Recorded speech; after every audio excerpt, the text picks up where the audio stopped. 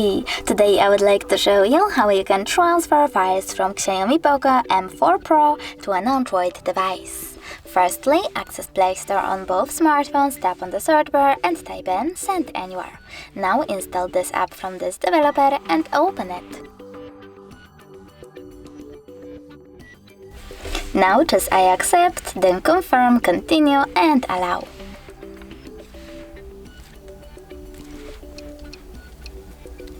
Then you need to choose Send on XIAOMI and Receive on an Android. Now tap on all of those type of dots and just Send. This way you will select all of those files and transfer them. It will take a long while though, so I will go with only those two photos, just Send and tap on Got It. From here we have two ways to connect. We can input this key over here and then choose Receive or Scan QR code. If you want to scan it, click on this scanning icon on Android, choose while using the app or only this time, and point your device's camera at the QR code. Following that, just wait.